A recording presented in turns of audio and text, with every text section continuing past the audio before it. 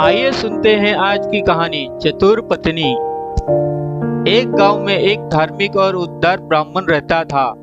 उसने शास्त्रों में पढ़ा था, अतिथि देव के समान होते हैं, यानी मेहमान भगवान समान होता है। इसी वजह से जो कोई भी उसके दरवाजे पर आ जाता, वह उसे खाना खिलाए बिना नहीं जाने देता।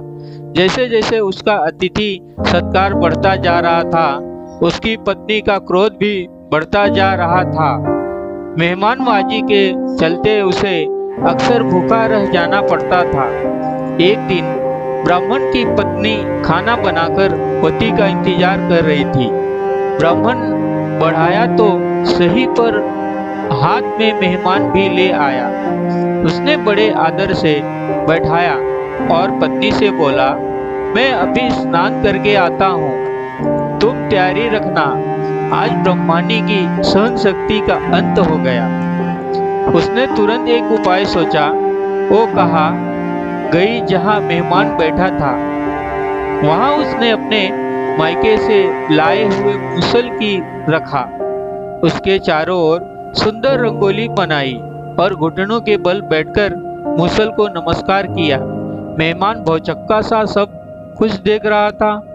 33 करोड़ हिंदू देवताओं के नाम उसे याद थे, लेकिन ये मुसल देव तो उसे नया ही देवता दिख रहा था। उसने इस बारे में ब्रह्मांडी से पूछा तो ब्रह्मांडी सिर झुकाकर खड़ी हो गई और पैर के अंगूठे से जमीन पर रेखाएं खींचने लगी। मेहमान और तो उठा। बहुत आग्रह करने पर ब्रह्मांडी ने बताया कि मेरे पति ने एक अनुष्ठान किया है। अनुष्ठान के अनुसार रोज एक विद्वान को वो घर में आमंत्रित करते हैं। उसे बड़ी भक्ति पूर्वक इस भूषण से 3-4 बार पीटते हैं और फिर 16 व्यंजनों वाला खाना खिलाकर उसे बड़े आदर से विदा करते हैं। आपने सुना नहीं, ये क्या कर गए हैं कि मैं उनके स्नान करके आने तक सब तैयार रखूं। मेहमान ने सोचा 16 की दावत कितनी भी आकर्षक हो, लेकिन मुसल से 3 बार खाना, फिर चाहे वो कितना भी भक्तिपूर्वक क्यों ना हो।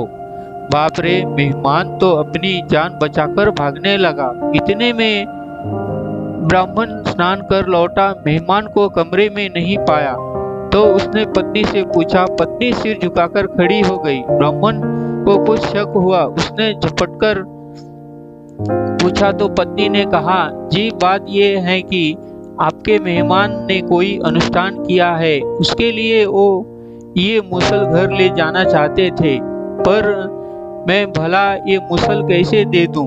मैं जब इस मुसल को देखती हूँ तो मुझे मेरी माँ की याद आती है। ब्राह्मण खेरा मेहमानों की खातिरदारी करने वाला, यह सुनते ही एक क्षण में मुसल लेकर मेहमान के पीछे दौड़ा। ब्राह्मण ने उसे मेहमान को जोर से आवाज दी, अरे सुनो, अनुष्ठान कभी अधूरा नहीं रहना चाहिए। मेरी पत्नी तो मूर्ख है, रुको रुको। अनुष्ठान ये सुनकर मेहमान और भी तेज भागने लगा। उसे लगा कि ब्राह्मण उसे अपने अनुष्ठान के लिए पुकार रहा है। वो और तेज भागने लगा, क्योंकि वो तो अपनी पिटाई की कल्पना कर रहा था।